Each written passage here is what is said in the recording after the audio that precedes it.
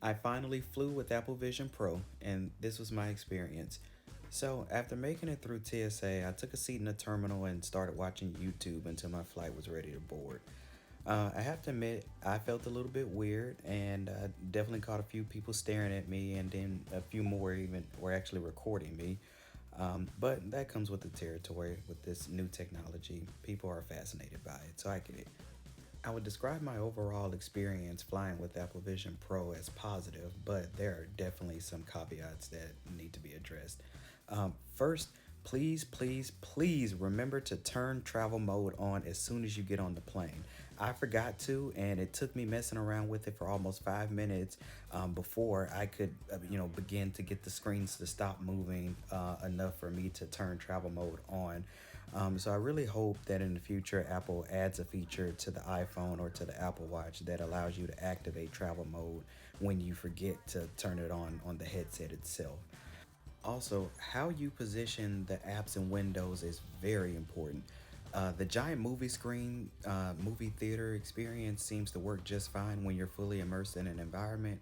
But if you're using the pass through mode, it's best to use smaller windows. Otherwise, your windows or your apps are going to collide with the real world objects like the seat in front of you or next to you, or the window if you're next to the window. And it turns the screen transparent, or it makes it very hard to see. So be very mindful of the size of the windows and the apps that you're using. Okay, now for the caveats, the real ones.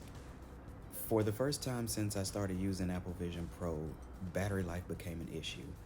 I thought that I mitigated this by, bringing a portable charger, but it turns out my portable charger wasn't strong enough to charge the Apple Vision Pro battery, so it died halfway through Avengers Endgame.